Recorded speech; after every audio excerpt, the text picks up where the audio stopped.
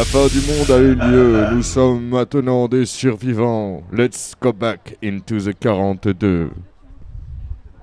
Alors, on parlait de ces magnifiques gens qui font plein de choses sur les réseaux. Est-ce que c'est à eux qu'on doit confier les clés du futur? C'est-à-dire tous ceux qui inventent, qui sont prêts à faire n'importe quoi sur le web, mais vraiment n'importe quoi. C'est eux qui apportent beaucoup de vie aussi justement à ce web. Est-ce que l'espoir de ce n'importe quoi, de cette folie qui se libère, c'est celui qui peut nous porter après le crash ou pas? Olivier Tesquet, OVNI.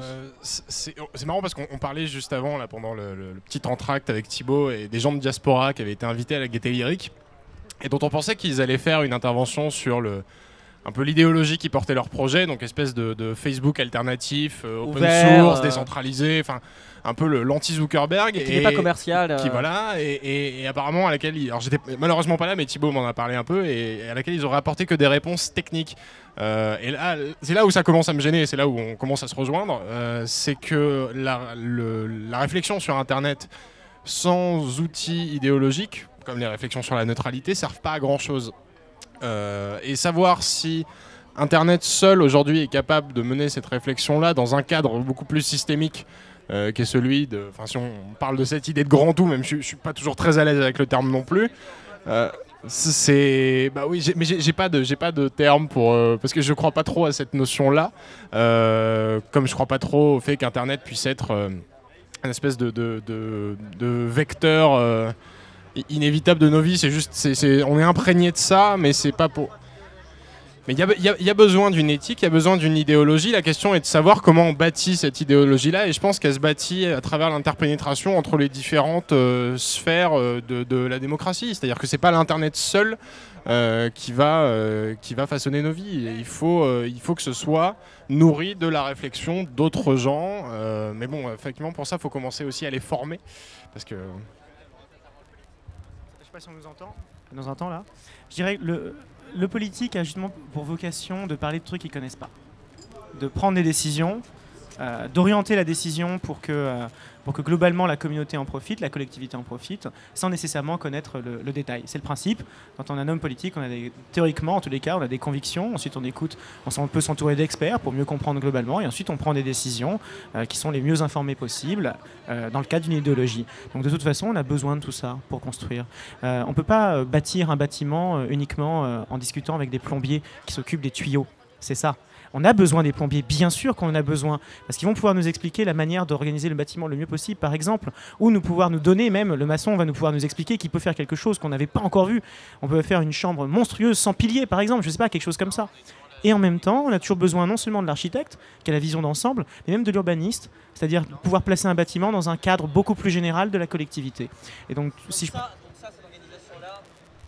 Donc ça, cette organisation-là du monde d'avant, on la garde. C'est-à-dire on commence par des petites assemblées où on discute, on a des techniciens qui peuvent faire les choses et des gens qui réfléchissent à côté. Mais sans que ce soit forcément tous les mêmes, c'est ça? Thibaut puis Olivier, et on va réécouter Malif. Effectivement, je pense qu'il ne faut pas laisser, aujourd'hui c'est le problème, il ne faut pas laisser Internet à des informaticiens. Internet nous concerne tous, c'est un sujet de société, c'est peut-être une des technologies les plus intéressantes aujourd'hui, parce qu'il permet de la communication entre des humains, de faire beaucoup de choses intéressantes, et donc ça ne doit pas rester une question d'informaticien. Ce que fait Olivier par exemple avec OVNI est très intéressant. Je vois plein de gens autour de moi qui ne sont pas du tout dans la sphère de type informaticienne ou web et qui se mettent à partager et à lire des choses intéressantes concernant Internet parce qu'ils ont pu le lire sur OVNI. Voilà, c'est des choses comme ça qui sont intéressantes. C'est intéressant, c'est pas d'avoir des médias typés Internet par exemple. On parle beaucoup du premier lancement de écran.fr à Libé. Que écran.fr disparaisse, c'est plutôt une bonne chose. C'est tragique, moi je trouve, j'adore. Je suis un fervent admirateur de Erwan Cario et sa bande. Oui, mais moi, ce que je voudrais, c'est qu'Erwan Cario soit rédacteur en chef de Libé, en fait. On est d'accord. C'est-à-dire que plutôt que de confier dans une niche, et en plus de continuer à dire que écran.fr, c'est quelque chose de différent de Libé, ce qui serait plutôt intéressant, à la limite, c'est que tout le monde se saisisse des problématiques Internet, au même titre que tout le monde peut saisir des problématiques politiques. Internet, c'est très politique. Ouais, mais alors attends, par exemple, qui sont les artistes aujourd'hui des nouveaux sons? Ce sont pas les musiciens, ce sont les mecs qui font les logiciels. C'est ça qui se passe. C'est pour ça qu'à la Gaieté, on a eu un gros débat avec les fondateurs d'Ableton Live, par exemple, le logiciel, qui n'est autre qu'un artiste aussi, tout simplement. Bien sûr, c'est ça qui est intéressant. C'est du méta-artiste parce qu'il propose les outils. Et c'est la même chose avec les artistes auparavant, j'ai presque envie de dire, parce qu'il y a eu un moment où les artistes avaient une avance parce qu'ils étaient capables d'intervenir en hardware, c'est-à-dire produire des interfaces, des serveurs portables, des choses comme ça, avant que les grandes marques des technologies se rendent compte du retard qu'ils avaient accumulé. Aujourd'hui, je suis désolé, mais ce sont les grandes marques qui font qu'on puisse utiliser nos outils ouverts ou pas. Quand tu vois les nouveaux Mac, quand tu vois les iPhones, quand tu vois même les nouvelles plateformes qui accueillent Android et Samsung et compagnie, tout est verrouillé. Et là, on l'a bien dans le baba. Heureusement qu'il y a la Commission européenne qui, par exemple, impose un chargeur, une taille de chargeur uniformisée, quoi. Mais le truc, combien de temps ça a mis avant d'arriver, tu vois, combien de temps les mecs. Et maintenant, on est dépendant de ces grands constructeurs, de ces grands groupes pour pouvoir jouir de nos interfaces, de notre hardware et même des softwares. Heureusement, il y a Android parce que Mac, on est baisé.